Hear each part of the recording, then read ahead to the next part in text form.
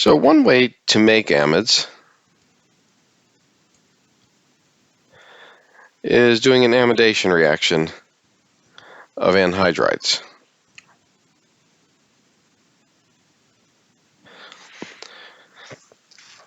Now, this mechanism is very similar to the amidation of an acid chloride. Anhydrides are a little less reactive than acid chlorides, but it's largely the same reaction. And so an anhydride, probably the most common anhydride that we use is acetic anhydride. And we can add pretty much any amine that we want to that. The biggest issue, it just needs to be a primary or secondary amine. If we use a tertiary amine, it doesn't have any hydrogens to give up, and the reaction really doesn't work.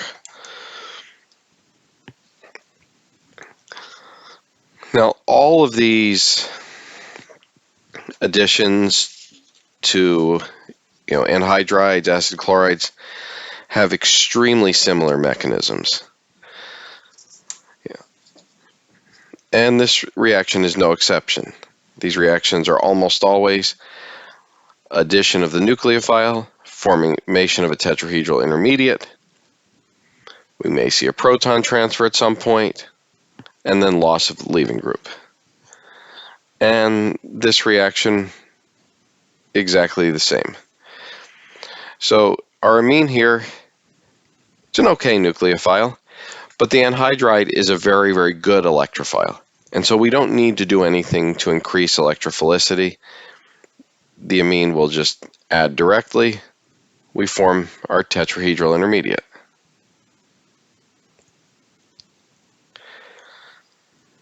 And anytime you're looking at any of these acyl substitution reactions, you should always be able to see this tetrahedral intermediate, because that's always an integral part of one of these reactions. Here we can see this carbon that I've highlighted in green that was our carbonyl. It's accepted the electrophile, and it's now a tetrahedral center.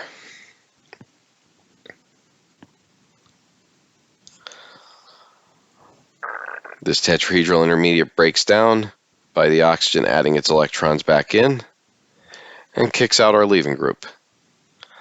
Our leaving group in this case is a fairly good one. It's the anion of acetic acid, so relatively stable. What's left is our almost product, but that nitrogen is still positively charged, still has an extra proton on it, and so by loss of a proton, we form our product. So very, very good way, very generally easy way to make amides. One pretty straightforward and interesting application. If you start with this aromatic amine,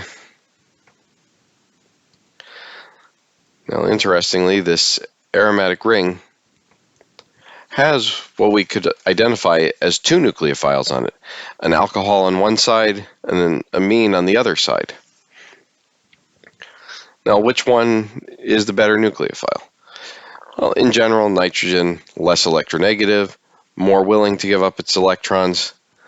That'll function as our nucleophile.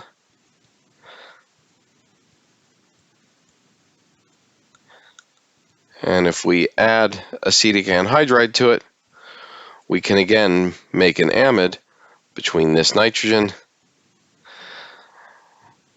and the ester group of the acetic anhydride.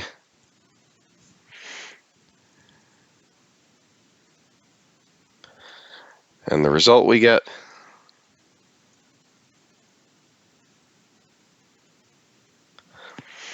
is this compound, which you're probably familiar with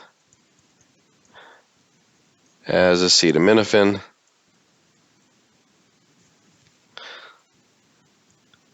Which is the active component of Tylenol.